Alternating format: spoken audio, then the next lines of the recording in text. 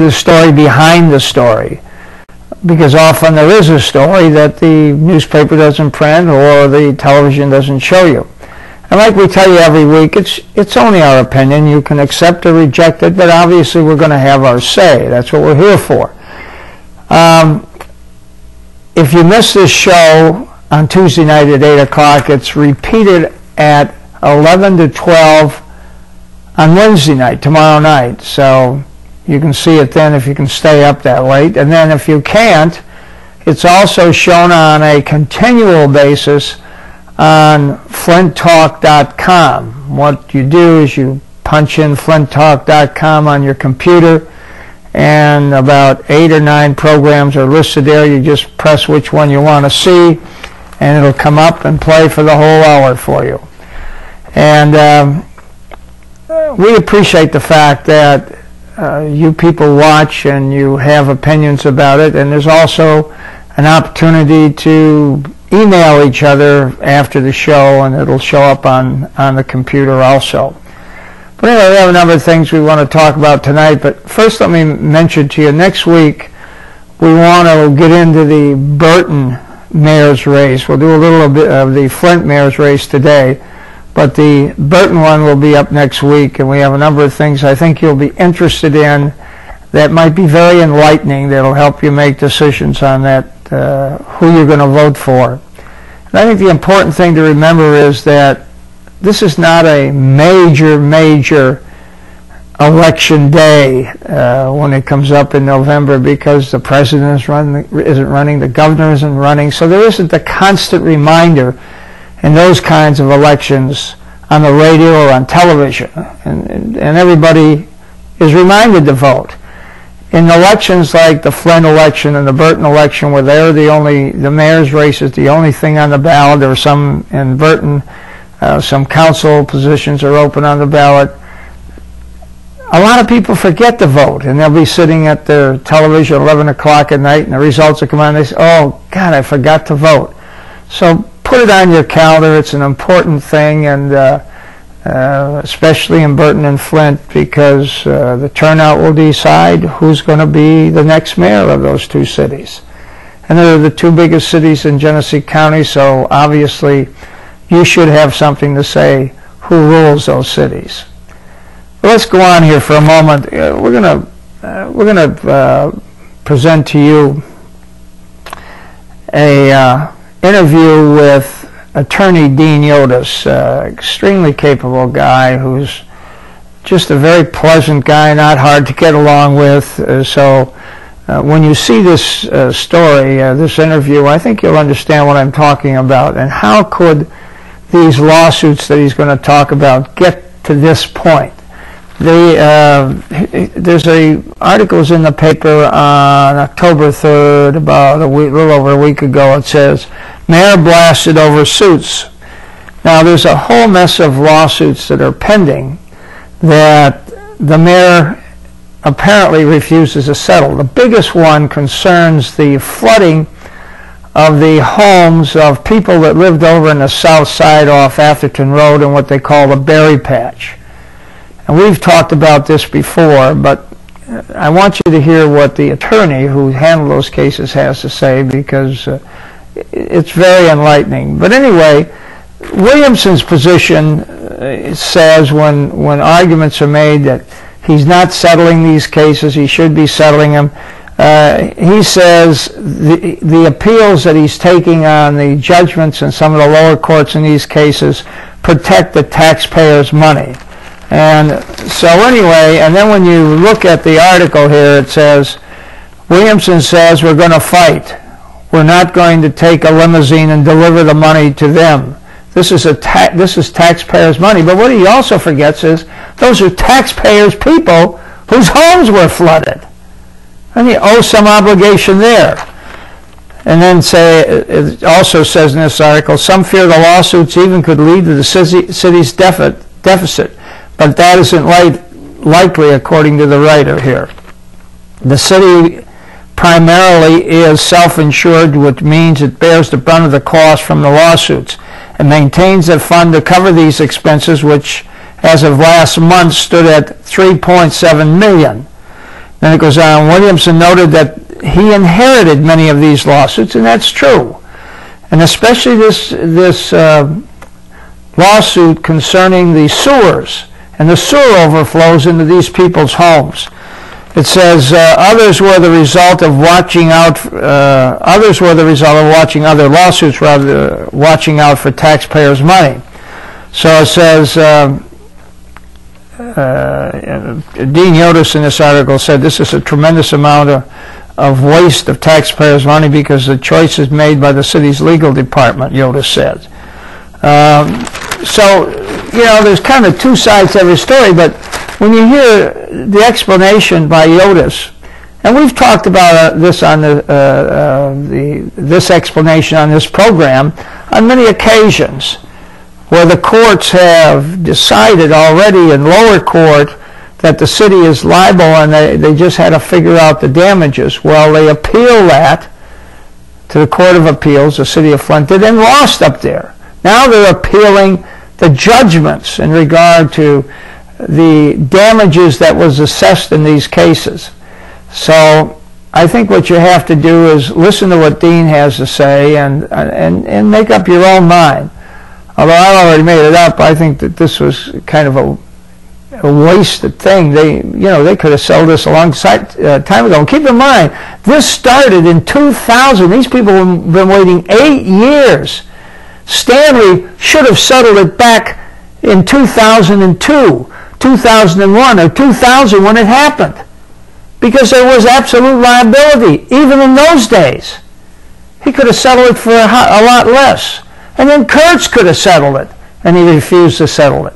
Now we're at Williamson, and his point is, hey, why am I getting stuck with settling it and having to spend all that money when these other people didn't spend it and should have spent it and saved a lot more money? Well, that's because you're mayor. That's why you got to make the judgment. Sometimes they're tough judgments, but you got to make them. But let me let you listen to our conversation with Dean Yotis, as I say, one of the fine attorneys here in Genesee County, an excellent trial attorney, tried 180 of these cases. Can you play that tape, please, from our interview this week? Tonight we're here with Dean Yotis, a prominent trial attorney here in the city of Flint, who handled a number of cases recently that concern the flooding of people's homes, primarily in the Atherton Road area. The flooding occurred in the year 2000, and here we are almost 8 years later, and it hasn't been settled. And as a result, Mr. Yotis had to go to court on behalf of over 300 people to try these cases. And the bill now is near $11 million, $12 million. I want to know what's happened in this case. Why has it taken so long? And could we have taken a different approach and saved the taxpayers a lot more money? And that's the question I have for Dean. You've represented, almost 300 of these people, and you've had to try. You just got through trying 300 cases. And tell me what this is all about. Okay. Well, just a minor correction. We actually had trials for 183 people. Oh, okay. At one point, the case did have over 300 people in it, but we had actual jury trials for 183 separate people. The case is all about the fact that these are residents of the city of Flint who had sewage back up into their home as a result of defects in the city of Flint sewer system. We filed, these events happened in July of 2000, September of 2000, February 2001. Those were the primary dates. Problems continued since then, but the initial lawsuit was filed pertaining to those 3 dates. Sewage backed up into their homes, and the city, from administration to administration to administration leading up into the present time, has lied to the people about the source of the problem, in fact, whether there is a problem. And so we have a situation where The city's had defective sewer system for a very long time. The city failed to take responsibility for the problems that they created in their sewer system, caused sewage to back up into these people's homes, destroying their hard-earned personal property, severely damaging the most important investment they have in their life, their real estate, their homes, and causing them a lot of emotional turmoil in the process. So these people wanted to have the situation addressed reasonably with the city. The city didn't want to take responsibility for what now has been judicially determined by the trial court, juries, and the Michigan Court of Appeals to be the responsibility of the city. They continue to fail to take responsibility. So 183 jury trials later and $11 million now in judgments against the city. We have the city still spending money to their attorneys, outside attorneys they're paying to defend this when they're 100% wrong. Now, this problem began in 2000, is that right? That's correct. And at that time, Woodrow Stanley was mayor, and he wouldn't do anything about it. Then it went to Ed Kurtz, who became the financial director of Flint by being appointed by the state because of the condition of the financial condition of the city of Flint at that time. He wouldn't do anything about it. And here we come to the present mayor, Don Williamson, and so far he hasn't done anything about it. As I understand it, you had made an offer to them to settle it for substantially less than what the judgments have turned out to be, and nobody would really deal with you on the thing. That's exactly right. We've made attempt after attempt after attempt to resolve these cases. For substantially less. For substantially less. In fact, when we had over 300 people in the case, we would have settled the case for some $2 million some dollars for its entirety. For all the people. Right. The city didn't want to talk about it. They wanted to continue to pay outside defense attorneys to fight these citizens of Flint. These people who paid their monthly water sewer bills. They paid their taxes. They played by the rules. They had sewage dumped into their home as a result of the city of Flint's actions.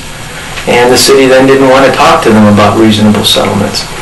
As recently as 2006, where we had a lawyer who actually has done work for the city in the past, and his firm continues to work for the city, place a figure in what they call case evaluation for the neighborhood of $3 million. Well, when you added up each person in the case at that point we had 206 people. All 206 of these people, or plaintiffs as we call them in the civil justice system, accepted the case evaluation. The city rejected every single one, all 206, and made no offer leading up into a trial. So you have, literally on a case where it had already been determined by Judge Fullerton and the Michigan Court of Appeals that the city of Flint was completely responsible. When did Judge Fullerton make that decision? That would have been in 2003. Okay, so now we have a judgment by the circuit judge and then ultimately sustained by the Court of Appeals that at least the judgment of circuit court came down in 2003, so there's a pretty good indication that the city was responsible. As a matter of fact, as I looked at it and talked to you in the past about this, in the year 2000 the law was pretty clear that there was responsibility. Sure. And it just continued on. Now, some people may wonder, why would you be willing to settle a case for $3 million when you ultimately got near, it's up probably to $12 million, and it's increasing every day. And as I understand it, in talking to some of the people, they wanted to do it. They wanted to settle it because they wanted to get the money so they could fix their houses up, because they had no money to do it themselves now. Absolutely. And they were anxious first, as I understand it, to get the money so they could start working on their house. we're talking almost 8 years ago now, and that they wanted to settle it for that reason and the fact that they wanted to be fair to the city on this whole thing. These are not greedy people. They're your neighbors, they're my neighbors. And let me just point out, the reason I got started in this case, I live in the city of Flint, my home's in the city of Flint, my business is in the city of Flint, but my home's in the city of Flint and sewage backed up into my house. When the city lied to me about what took place and wouldn't take responsibility, that's where I said, you know what, I've got a serious problem. When was this? Back in 2000. Yeah. And so I decided to take action, and this group of people decided to take action. And they're not greedy people. All anybody wanted was fair compensation for what they worked so hard for. And as you pointed out, Bob, there were fixes that they needed in their basement. People would have their carpeting saturated in raw sewage. This isn't just water. This is fecal matter.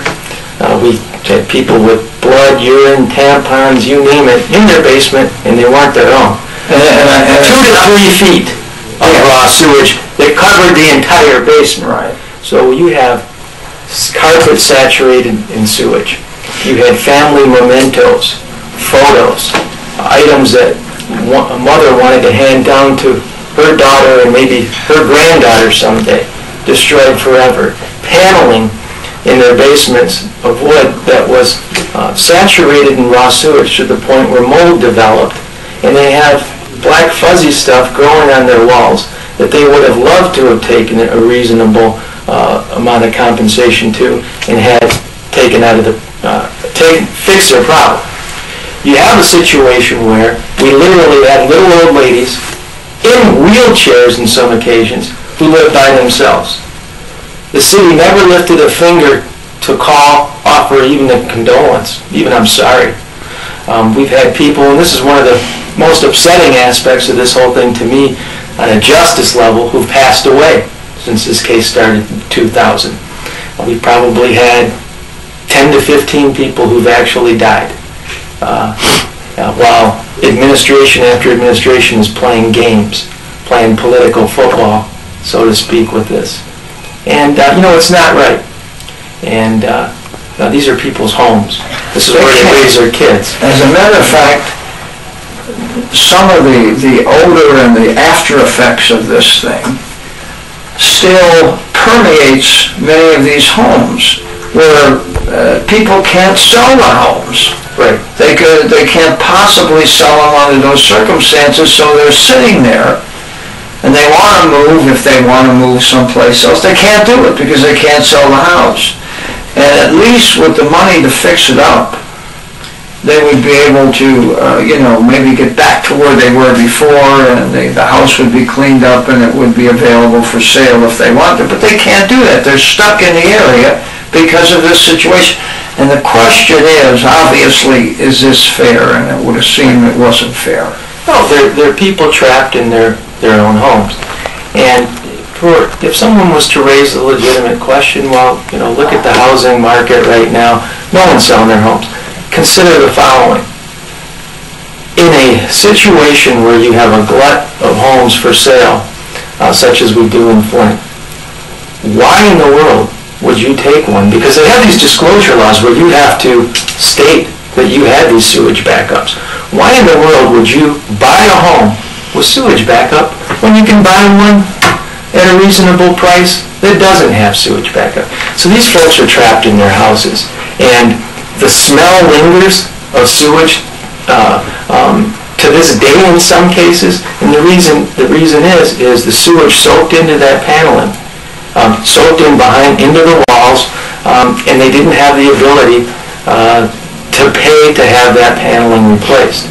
In some cases, people just tore out their paneling and it had soaked into the drywall.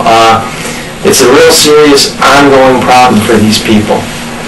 Now, I know that there was one case so far that's up before the Court of Appeals. Is that right? That's correct. Yeah. And that has been argued. And what's happened on that case so far? Well, the city's taken the position that, and by the way, in each civil case, there's two basic aspects. There's legal fault, or what we call liability, and there's damages. Once legal fault is established, then the people who are bringing the case have a right to damages. Well, legal fault has not only been established by Judge Fullerton in 2003, right, but it's already been determined by the Court of Appeals a couple of years back that the city is 100% responsible. They're legally at fault. The city has a defective sewer system, and that cannot be changed. And that's automatic law in the entire state of Michigan. Right. The city who has a defective system has strict liability in effect on that. Well, they've been judicially determined to be completely at fault. And they have failed to accept responsibility for that. And for example, I just read in the newspaper the other day, the administration saying, well, we think we're going to pay nothing. Well, that's impossible. They may think they're going to pay nothing. That tells me one of two things. If they're making that statement, they're either deliberately trying to deceive the public, number one, or number two, they don't know what they're talking about, because the city's on the hook for liability and there's no way out. So the only question is, how much? The economic loss of all these folks has been determined already to be in the neighborhood of about $6 million as we speak right now. That's not including the interest, which accrues every day at a rate of about $1,700 per day. We have a situation where the city is going to be 100% responsible for that economic loss, period, whatever the appeal is, because there's no appeal left on liability. So they have this, you're asking a question about this appeal they have on the city at the moment. It's for one thing, emotional harm. And the odds of the city prevailing on that appeal are not good at all. And it raises the question to me, is the reason why the city making this appeal is to just delay, buy time, so to speak, and hope maybe, it doesn't look like the city's going to have to pay this when interest is accruing. And in my opinion, the city's going to be on the hook for everything. Yeah, and I think one of the things that, the reason I asked that question is that this case was argued, it was tried, what, a year ago, 8 months ago? The trial started in July of 2006, and then we finished our last one in April of 2007. All right, the one that's up there now is what, about, this case that was tried is about 9 months to a year old? Yes. Okay. The point is, it got to the Court of Appeals pretty quickly this time. Right. So the idea that it'll take 2-3 years that they may be counting on, that the city may be counting on, it may not be there. They may have to pay much more quickly than they think they're going to have to pay. And I was surprised to hear it got up there that fast, but I'm glad for the people it did, because if they're going to continue the city's going to continue to stretch this out,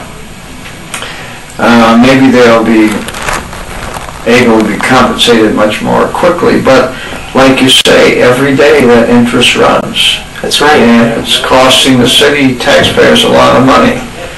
So, Dean, I wish you well, and I know you worked very hard, almost full-time on this case for the last 5 years, and I'm hopeful that the people can be paid and be taken care of, and so they can move on with their lives. Well, I thank you for having me on the show, and I just want to say on behalf of all the people in this case that it's been a true pleasure working with them, because they're some of Flint's finest people. They're good, hard-working people who've always taken their responsibilities seriously, who love their community, and they just ask for a little fairness in return.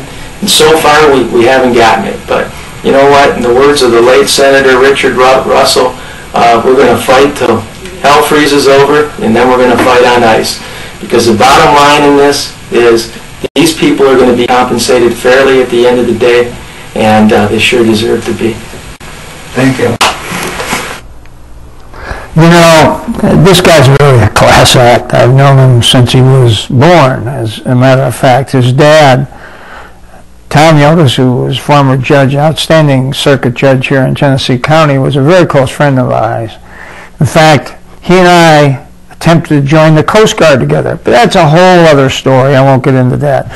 But that's how far back we go. We went to college together. We played basketball together, softball together.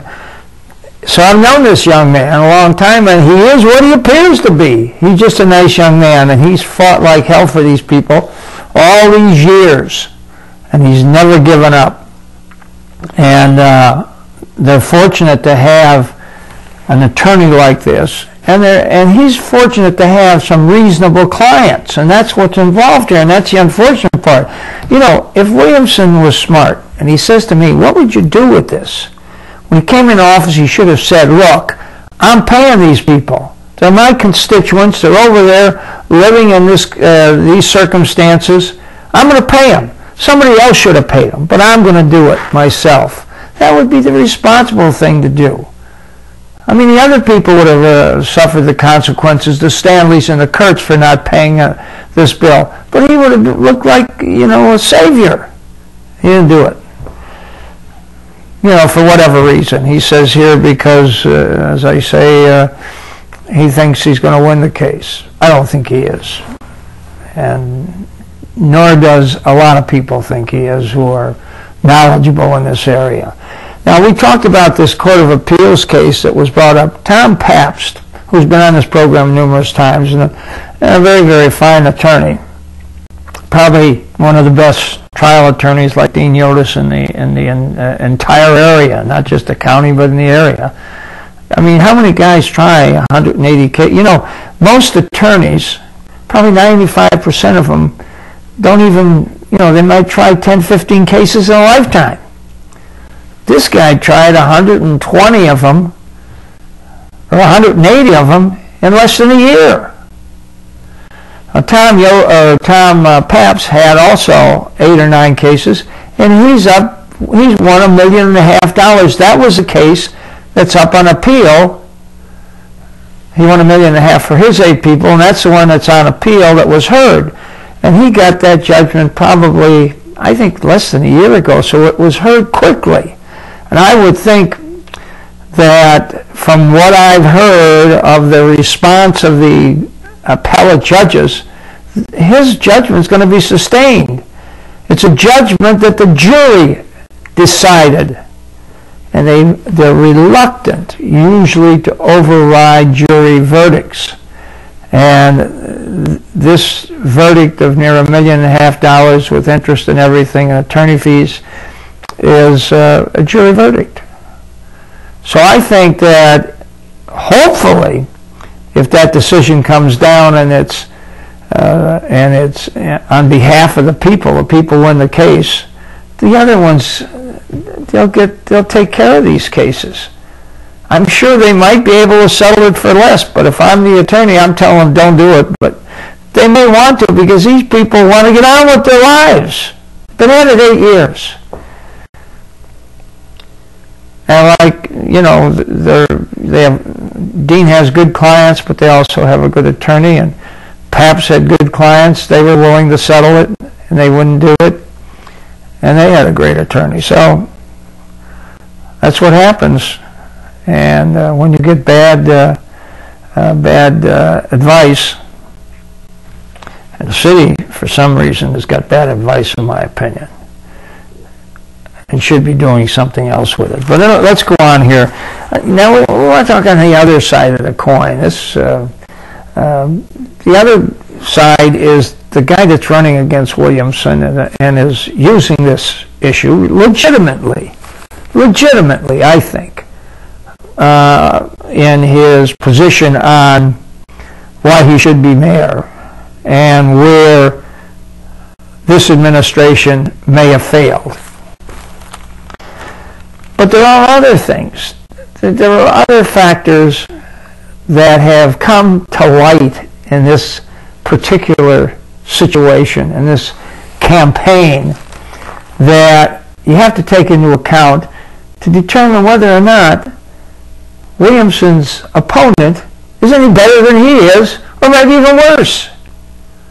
And those are things we want to discuss. You know, this all started with this letter that stirs city. Flint mailing, allaying fears or propaganda. That's the letter that many of you received in the city of Flint in the last, yesterday and or Friday and Saturday of last week, which talked about the city is not in the red, it's in the black, and we'll get to that in a moment. But this letter has been caused by some kind of irresponsible action by some of the council people, and even in my mind, Walling's attitude on this thing. You know, about 8 weeks ago on this program, we criticized the controlling body on the Flint City Council. You know, the Neelys, the Kincaid, Simmons, Poplar, and Aronik, anti-Williamson people are fabricating a phony political issue to help their candidate for mayor, Dane Walling. Keep in mind, these five will do anything, say anything, in my opinion, to get rid of Williamson. And they have a right to say what they want, but when they're in positions of city council or running for a political office, they have an obligation, it seems to me, to be honest with the public. Actually, what's happened here, this group conspired to intentionally mislead the citizens of Flint by claiming the city budget was in the red when it was in fact in the black. Now, this false accusation was an attempt really to stampede the public into believing the city was being run by the present mayor so that the city was going broke and that a new city bankruptcy was in the asking. And then that would require another state financial manager to be appointed to come in here and take over the city again. And the services would drop right off because his job would be to see if he can get the city out of debt. Now, he wouldn't be there to provide a lot of services. They would just go on at what they are. And if they needed services over here, probably he wouldn't give them. He wouldn't provide them because he was there to eliminate the debt.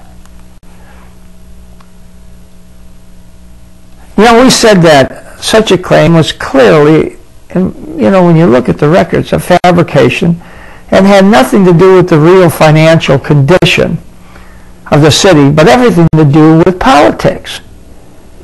Now here we have this, it's all started by the city council, the majority, those five people, 5-4, to ask the accountant, the outside accountant to come in and give them an opinion of where the city stood financially, and it was mid-year, never done before. So the accountant comes in and he says, well, right now the city is in the red, it's in deficit. But he says, there's a lot of things that could change that, and will probably change it, because a lot of the taxes haven't been collected yet. Programs that the federal government has authorized that they will pay for, and major grants and things like that, that money doesn't come in until the end of the year. So the city, every city does it, Flint has done it forever, funds these programs because they got people working in them, they have to be paid, so they pay it up front and are reimbursed at the end of the year.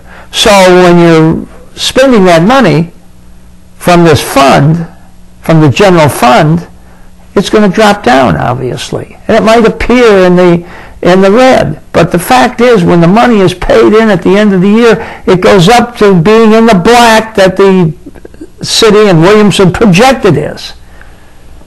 But see, the city council people who brought this guy in, and he's a good fellow, he was just trying to do what they asked him to do, give me where we stand today. But he also said all of these other factors have to be considered. So this figure I'm giving you, this opinion I'm giving you, may be completely off base.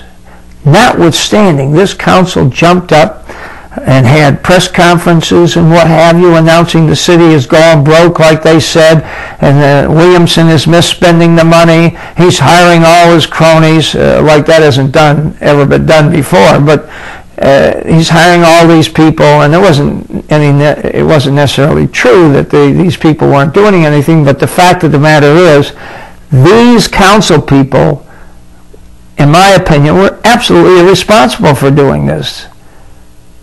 As I said, in my opinion, this was a scam that these council people created to help this friend of theirs, Walling, who they helped bring in here to run against the mayor. It was to give him the argument that the city is in the red, not in the black, as the mayor Williamson has projected for the end of the year. And I thought that was irresponsible. But the fact of the matter was, Williamson, or Walling, picked it up. And he started using it, talking about the debt being up $20 million. We're in trouble by $20 million, he said. And he's relying on this city council misrepresentation of the truth. And the truth is in the pudding, and we'll get to that in a minute. But anyway, when you play that tape of Walling's comment about this deficit, and we'll go on from there. It's mayoral candidates. Good evening. Thank you for staying up with us tonight. I'm Joel Fike. And I'm Shannon Johnson. At the center of contention between the two candidates today is the state of the city's economy. ABC 12's Kathy Schafran explains. Mayoral contender Don Williamson was surrounded by supporters as he opened his new Northside campaign headquarters. I can have your support? His challenger, Dave Walling, meanwhile, was seeking the support of potential constituents, going door to door on the campaign trail. Both, however, were talking money. What I have documented is $22 million in current and future costs. Budget's right on track, and we have a surplus. Both appear to agree that the latest audit showed the city ended the fiscal year millions of dollars in the black. Their debate on the campaign trail, though, appears to be the state of the city's financial future. Well, some people say that we have a $20 million shortfall, which is not true. But when people don't have any experiences in businesses, they probably don't realize what they're saying. He may be a businessman, but he doesn't understand public finance. At the core of the argument appears to be Walling's contention that the city is headed for financial distress because of what he calls Williamson's overspending, lawsuits, political cronyism, and mismanagement of federal grants. I don't agree with nothing he says. Williamson, on the other hand, points out that the city is currently in the black and that funds are there to face any future financial issue. I think that we're in very, very good shape. In fact, all the lawsuits that we paid, our towing bill could pay. I don't see how you could tow that many cars in the city of Flint to generate tens of millions of dollars to pay for all these lawsuits and overspending. In Flint, Kathy Schafran, ABC 12 News. Well, I think the important thing here is that Walling talks about $22 million or $21 million. In effect, he's talking about deficit, but he's careful not to say that, and I'll show you the reason why. This is recently, and his other materials and talks he's had before, he's talked about the deficit the city was in. I mean, he picked up on what the city council gave him, passed to him, when they made these ridiculous allegations. And the problem with the city council, they know better. They know these things are going to happen, these taxes are going to be paid, and that the federal government will pay at the end of the year, and all this money that appears to be in the red now will be in the black. And they know it, and they did it anyway. Now that's irresponsibleness, but you see, Walling picks up on this stuff too. He says, here's the letter that went out. The mayor says, Mayor Williamson says he sent this letter to correct, it says here, a letter mailed from City Hall to Flint residents, apparently at taxpayers' expense, just 3 weeks before the mayoral election, was intended to dispute vicious innuendos raised in the campaign, Williamson said. Now, 3 weeks before the election, the allegation was made just before that.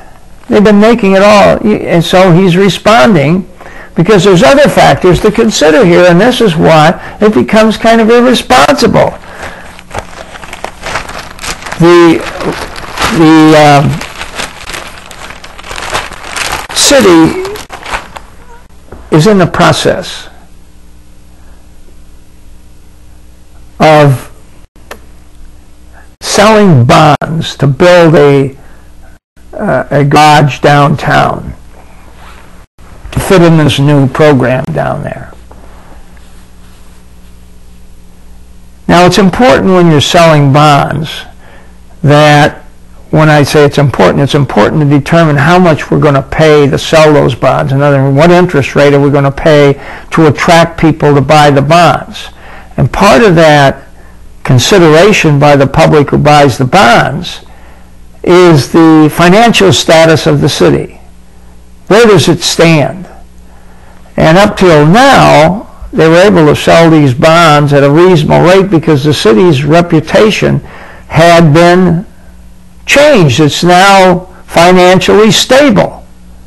And that's where the problem develops, when you have the city council making these wild accusations when they should know better. These are public officials making these statements which turned out to be false.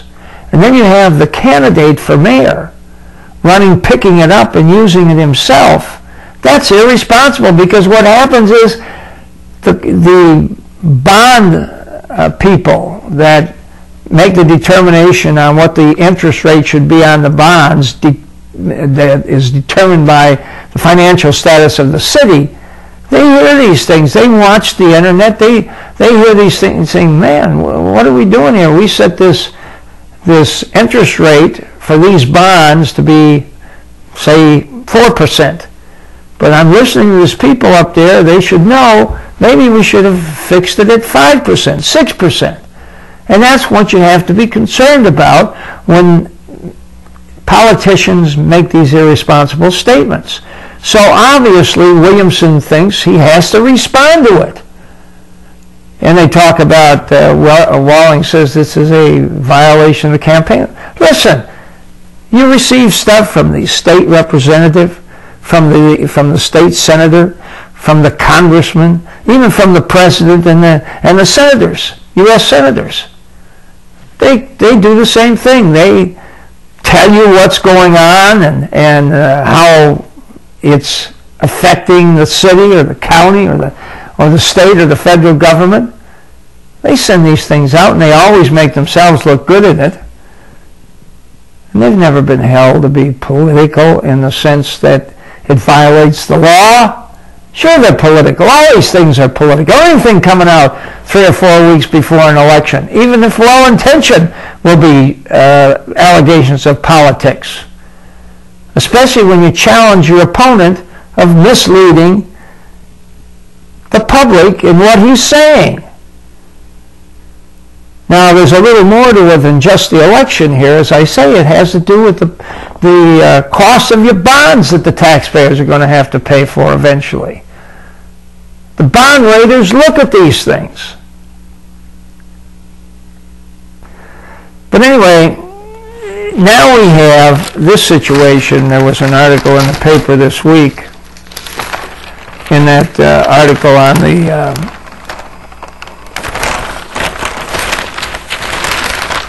on this letter. Now, after all of this, and you've heard the discussions about the city being in the red and not in the black, it's Williams versus the other guy. Now, here's what Walling is now saying. Walling said he never said the city has a deficit, but does claim that Williamson mismanagement has cost the city $22 million. What is he talking about? What in the world is he talking about?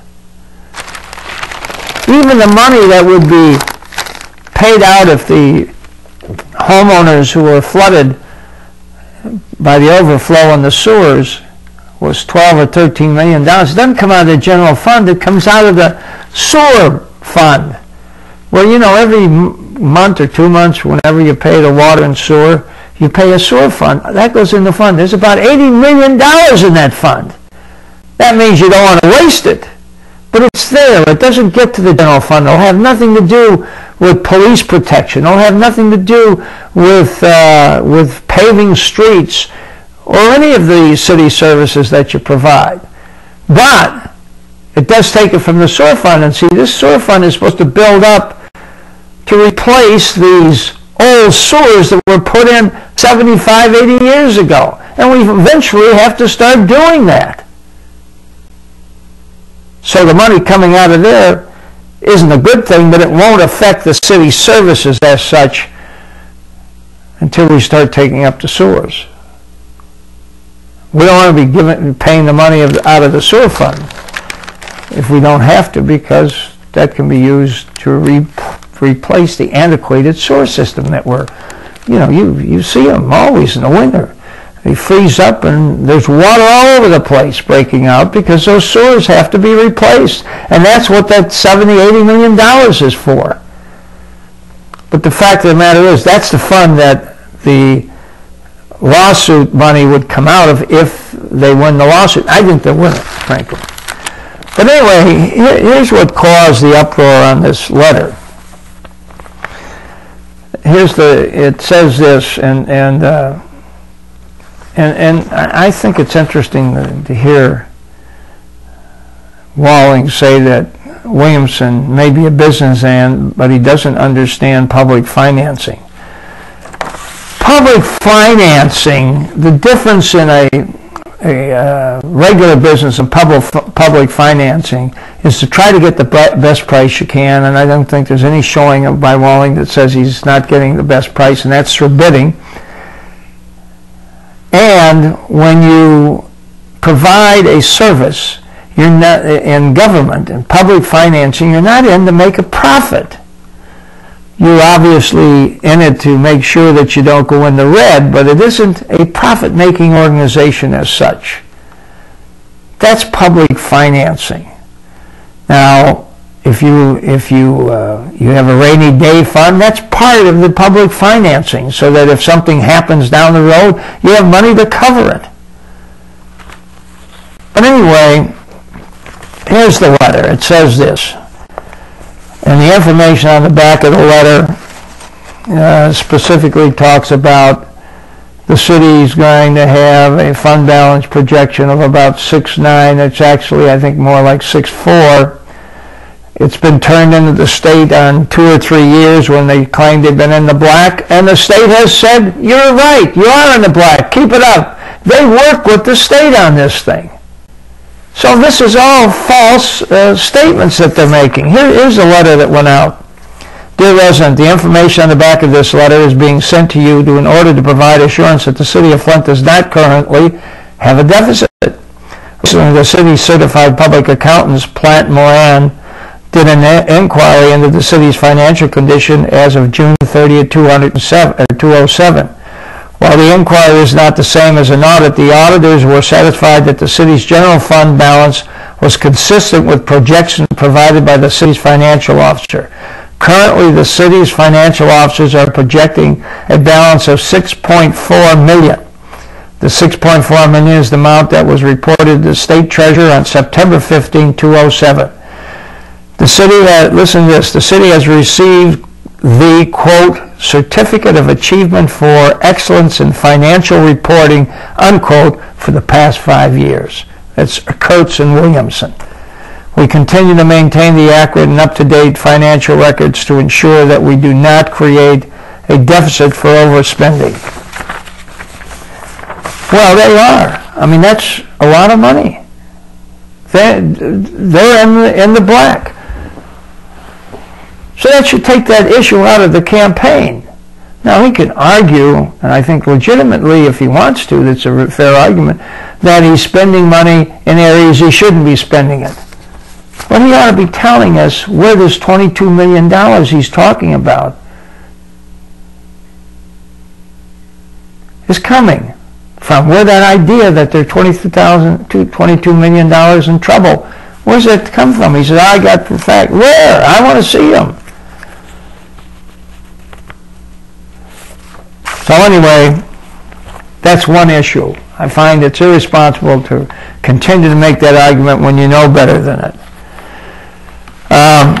Here's the next story that's important here as far as Walling is, I'm concerned about his relationship with Stanley.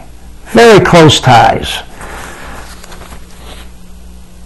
Actually, they're running, Stanley's people and Stanley are running his campaign. Keep in mind, this is the vehicle. He's the vehicle Stanley and his people are using to return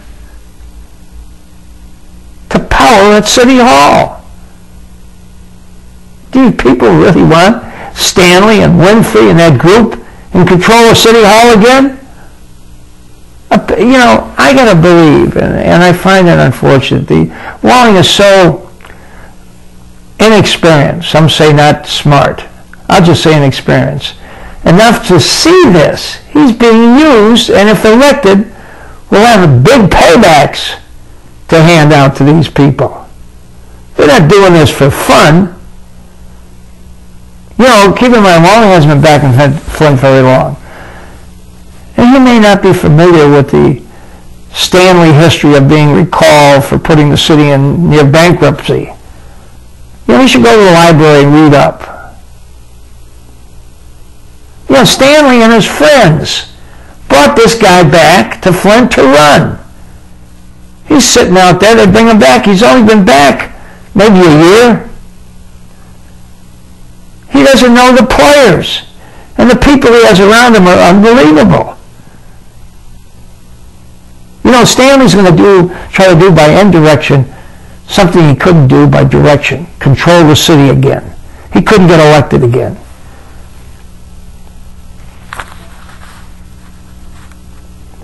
Now here's an interesting thing here. Here's a party being hosted being hosted by Representative Brenda Clark, Floyd Clark, Willie Ardis, Lawrence Moon, Samuel Cox, Woodrow Stanley, Sheldon Neely, and Lois Fletcher. Fletcher is putting this thing on. He's the attorney who earned hundreds of thousands of dollars in fees while Stanley was in office. He was the attorney that the city almost always hired. These are all Stanley people. Every one of them. You think they're going to make this effort? This is a $500 a couple party. And they just had a party, I think it was a week ago, by some of the people who supported Stanley, that were in the city attorney's office with him, for $1,000 a couple. Now, I recognize that, these rich and prominent people are supporting Walling, and that Williamson may not always speak the right English, the correct plural, singular, that type of thing, but he's been in Flint a long time. So that's a positive for him. Let me quickly read you what the Journal said about this situation. Talking about Walling, the Journal says he appears to have a powerful mentor too. Stanley, the city's longest-serving mayor in modern times, has not made his endorsement official. I think that's pretty clear that that's what he's doing when he puts on a $500 deal for him, but acknowledges he plans to soon. In other words, plans to endorse him. The two go back years. Walling was on Stanley's first youth council in 1991-92, and Stanley mentioned Walling in the State of the City speech after Walling was named the Rhodes Scholar. Walling also has hired Charles Winfrey, top aide to Stanley when he was mayor. Remember Winfrey? They ran him out of Flint City Hall down there. Winfrey is campaign field director coordinating efforts for Walling headquarters on Clio Road. State Representative Brenda Clark, Democrat Flint, is voicing her opinion too. A radio ad that started airing this weekend asks voters to join her in voting for Walling. Now, I like Brenda Clark. She's a nice woman. But keep in mind, she also gave an impromptu prep rally last weekend to 12 teams of Walling volunteers heading out to go door to door. Her husband, Floyd, a former state representative and county commissioner, as well as Williams' opponent in 203. So obviously they don't have any love for him, but they're very big supporters of Stanley. Pushed Walling's endorsement through the Black Caucus. That's who did it, Floyd Black. Former Mayor Jim Sharp, the city's first popular elected black executive, gave Walling's campaign $1,000, the maximum allowable contribution. Stay with me. To many, Walling looks like the future, Stanley said. Yeah, the future for him. Now, the real bottom line is, you really want Stanley back here? You saw what he did in Career Alliance. He put Pam Loving in there, and she took care of all of Stanley and his friends and everything by giving these contracts which turned out to be rip-offs. And he continues to keep pushing to get power in the city as well as the county. See, the golden egg yet is the city of Flint, and that's where he's going. And he's using this Walling, using this guy to get him, Stanley, back in power in the city. I mean, these guys are very close. You think Stanley won't have influence? You want him back in the city? Then you elect Walling. Now, don't forget, next week we'll be talking about Burton, and we'll have more things to say about this. Like I say, we pointed things out on Walling, and we pointed things out on Williamson. We're trying to be fair, but, we're going to tell you what we think. I don't want Stanley back in office. I don't want him running the city again. I'm being frank with you. Walling shouldn't either, but I think he's clearly captured. They're raising money for him. They're running his campaign, and there he is. We're back again to the same situation. Now, like I told you at the beginning of the program, next week we'll do the Burton one, and we'll have more discussions with Walling. Now, I've asked Walling to be on this program face-to-face. Nice fellow, very pleasant guy, and he indicated that he'd be happy to do that. Now, I hope he will. I'm not going to mistreat him, but I'm going to ask him. I told him I'd ask him some tough questions. It's fine. He'd come on. So we'll see whether he will or he won't, and we'll ask him again, try to set up a date and get him on here. But in the meantime, we'll be back hopefully next week, and come see us at the White Horse.